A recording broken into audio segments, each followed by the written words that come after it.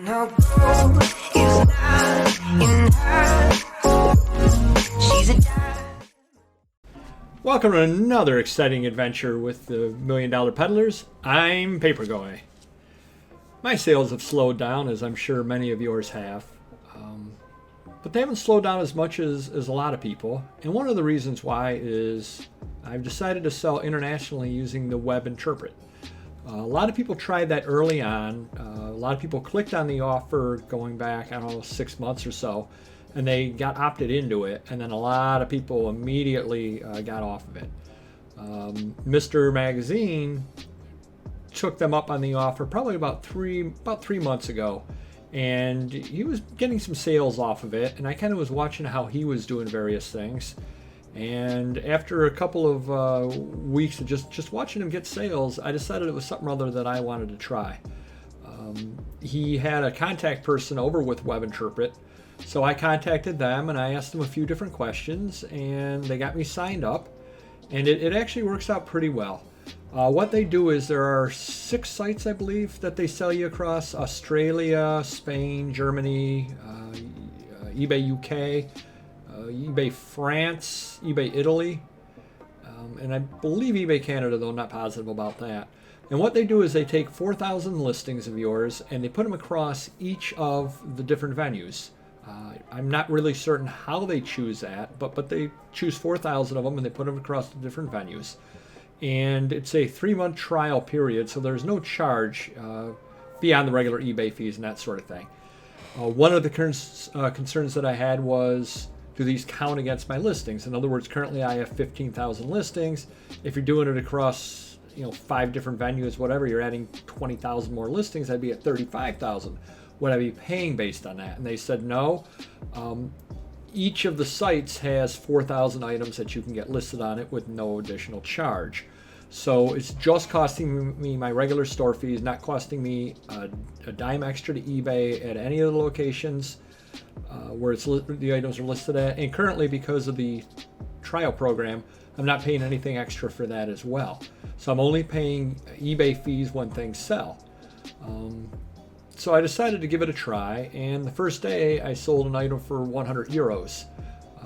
Another thing that you have to do is you have to make sure that your PayPal is set up as a business so that you can accept different currencies. And then you have a number of different options. Now, I accept it in the currency of which the people want to pay me. You can have it automatically switch over into American dollars if you want, or you can have it where each time it gives you the option: do you want to keep it in euros? Do you want to keep it in pounds, sterling, whatever? Personally, I keep it in whatever they send it to me, and I can always move it over later. It's kind of a way for me to play the market as far as right now the dollar's strong, so I'm actually hold off and then transfer it over to a later date, and I'll actually make a couple of bucks on that, hopefully. So a little way to play the market there as well. So that's working out fairly well as that goes. Now, there are a few glitches, not so much glitches, but a few things you need to know about. One thing is when the people buy, and whether they buy on that site or they buy on the American site, if it's listed across the sites, when you go to your unsold listings, it will list that item in multiple different languages for the different sites. For instance, if I've got a Spider-Man comic book up for sale and it's listed across the sites and it sells, then when I go to my unsold, there'll be 5 or 6 different ones that are unsold. So the one on the German site didn't sell. The one on the French site didn't sell. So it'll have all those listed as unsold. So you have to be very careful when you're going over to relist your items that you don't accidentally relist something like on eBay Germany that you actually sold on eBay America and you no longer have it. So you have to be a little more diligent when it comes to relisting things. Not a big deal, but it's just something or other to point out. And then I also had another problem in that somebody bought something from me off the eBay German site, I believe it was, but he was from Switzerland, and for some reason it did not let me invoice the person. So what I ended up having to do after talking with the person via eBay messages, I canceled the German sale. I relisted it on the American site. I sent them the item number and they purchased it. But what was happening is when you go to send an invoice, if you go to it from the American site, it says you have to send them an invoice on the site on which it was listed. So you click there, takes you to the German site or whatever, and then you send them the invoice. The problem I was getting is it was looping. It was saying, oh, no, you can only send an invoice on the site that it was originally listed on. And then you click there, and then it says, no, you got to list it in German. And I was caught in a loop. And actually, when I contacted the contact person, they said they'd never seen it. And next time, if that ever happens again, send them a screenshot. So wasn't something they're aware of, obviously not something that comes up very often. The other slight problem is you do have to, well, you have to log into the foreign site each time, which isn't a big deal. But you also have to kind of navigate your way around when you don't speak the language. Now, luckily, everything on the site is in the same spot that it is on the American site. So if you're used to using the American site, you can just kind of look at it and you say, well, I know that must be. And what I ended up doing is I keep the American site up as well. So that way I can toggle between the two and I can say, oh, that's what I want, and then I can click on it. There is another advantage that a lot of people don't know about, and here's where you can get a little insider secret. You can actually go to the various sites that you have, say the eBay German site, and you can send offers to buyers. It will not show up on the American site as them being watchers, but if you go log into the eBay German site or eBay Italy site, you can send offers. The only thing is you have to send them out one by one, and you cannot offer a percentage discount. So you run over to the German site and you're asking €32 on something, you ask 28 and you send an offer. Again, it's a situation where all the buttons and everything are in German. But what I did first is I decided I wanted to try it. I didn't know if it would work or not, so I went to the eBay UK.